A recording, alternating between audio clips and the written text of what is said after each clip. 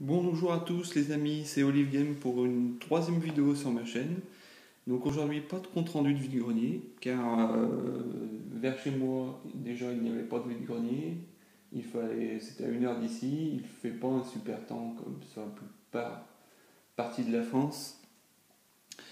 Donc à la place de ça je vous propose un tout nouveau concept de vidéo sur les jeux pourris que j'ai pu récupérer en vide-grenier. Alors normalement les youtubeurs vous présentent beaucoup de youtubeurs vous présentent les plus belles pièces qu'ils ont eues dans leur collection. Ben moi, ce sera le contraire, ce sera les plus belles bouses, les plus belles merdes que j'ai trouvées en vide-grenier.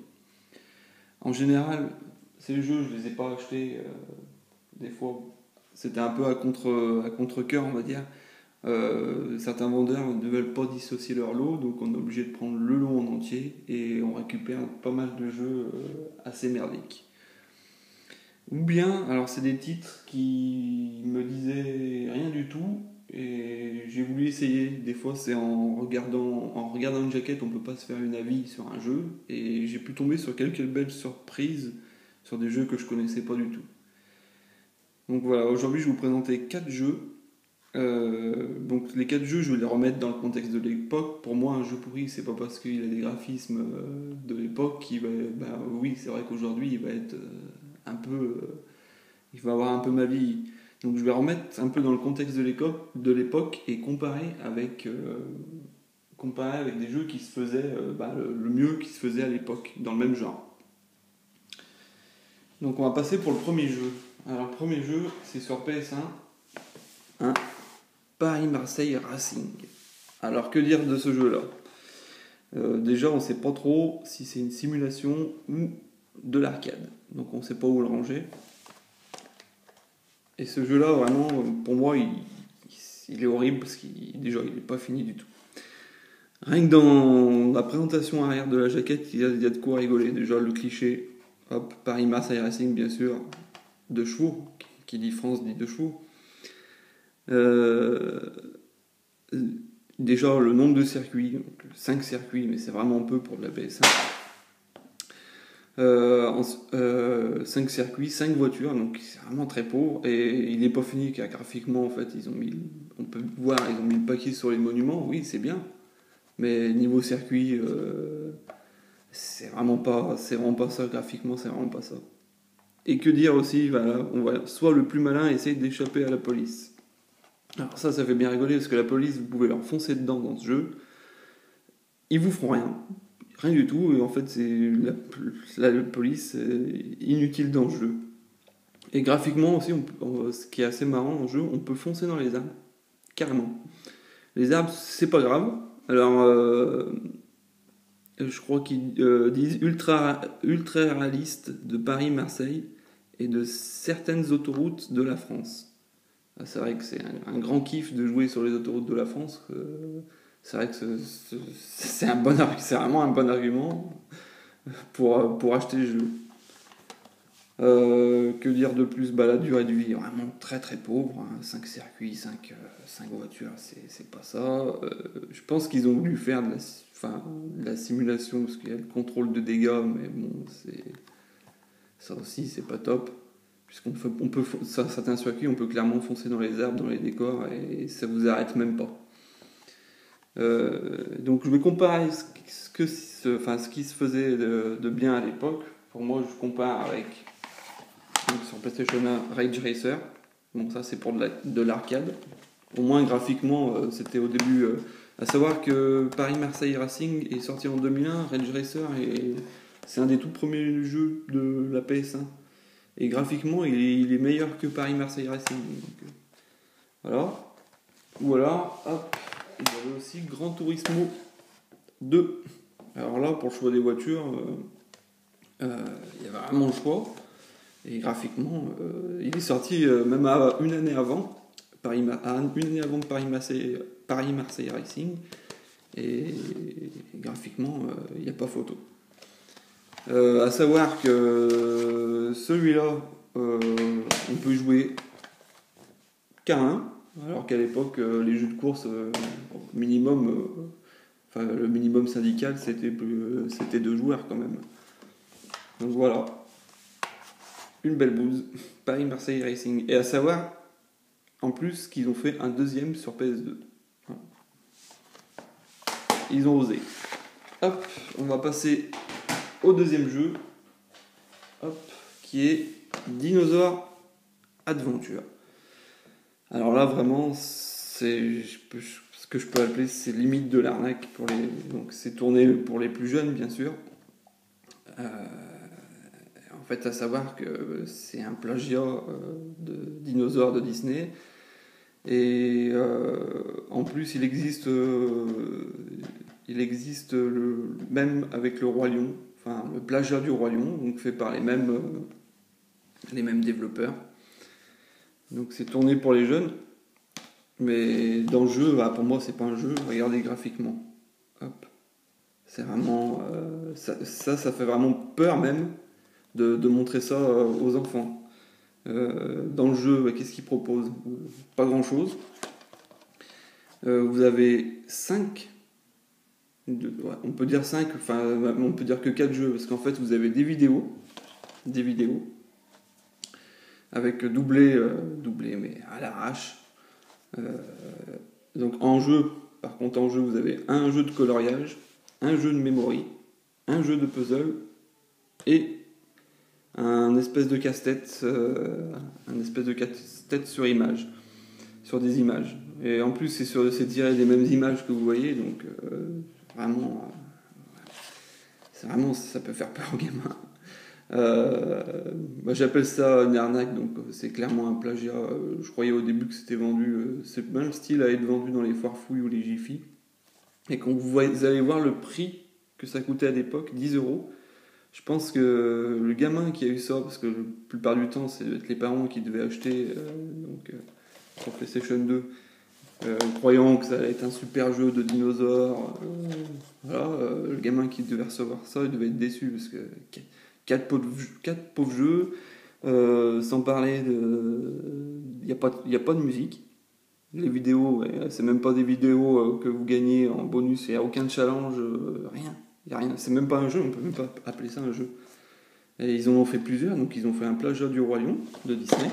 Et là, c'est clairement un plagiat de dinosaures de Disney. Voilà. Et en plus, ils se mettent super prix. Voilà. Donc à l'époque, ce qui se faisait dans la même console, pour les jeunes, pour les plus petits, vous avez les aventures de Porcinet sur PlayStation 2. Voilà. Donc là, on voit clairement que les graphismes, c'est un peu mieux quand même. Bon, je suis d'accord, ils ont pas. Le premier jeu, il n'avait pas de licence pour. Voilà, mais bon, il y a un minimum. Il y a un minimum quand même à avoir. Sinon, hop, sur PC, en mini-jeu. Pareil, toujours dans les Disney, vous aviez Timon et Pumba, qui était sympa pour les plus jeunes, ou le Livre de la Jungle, ou le Roi Lion 2. Voilà. Qui sont des petits jeux assez sympas. Et même sur des consoles qui sont moins puissantes, vous avez la possibilité, pour ceux qui connaissent la V-Smile, il y a des super mini-jeux, là c'est Winnie, toujours Winnie l'ourson, donc voilà, vous avez des super mini-jeux pour les plus petits. Voilà. Et franchement, graphiquement, c'est 100 fois mieux que ce Disney dinosaure. Disney dinosaure aventure. Voilà, pour le deuxième jeu. Alors ensuite, un troisième jeu, hop, sur la Wii. Yoga. C'est pas yoga des cheveux d'Yodak, hein, c'est yoga comme le spa. Alors ces jeux qui sont sortis, qui utilisent la balance board, il y en a eu des tonnes et des tonnes. Vous avez du fitness, de la Zumba sur Wii. Et donc ce jeu que j'ai trouvé en vide-grenier, je me suis dit pourquoi pas s'essayer au yoga avec la balance board. Donc ce jeu-là, graphiquement, c'est horrible. Quand vous entrez dans le menu, c'est une espèce de maison où c'est pas très clair. Déjà dès le menu, c'est pas très clair, on sait pas trop où on va. Point de vue des postures, là non plus c'est pas très clair, c'est brouillon, c'est lent. Les décors, je sais pas si on peut voir, c'est vraiment kitsch. c'est vraiment kitsch. Voilà. Et à comparer, donc on peut le comparer sur la même console. Ce qui se faisait mieux avec la Wii Balance, c'est le Wii Fit que tout le monde connaît.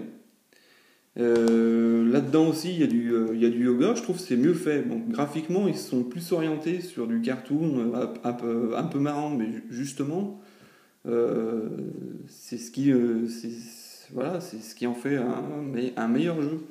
Je trouve que c'est plus ludique pour la Wii Fit, pour la Wii Fit que le jeu yoga. Voilà, vraiment déçu de ce jeu. Il est vraiment ennuyeux. Il n'y a aucun challenge. Alors que sur la Wii Fit, vous avez quand même des challenges, des trucs à débloquer.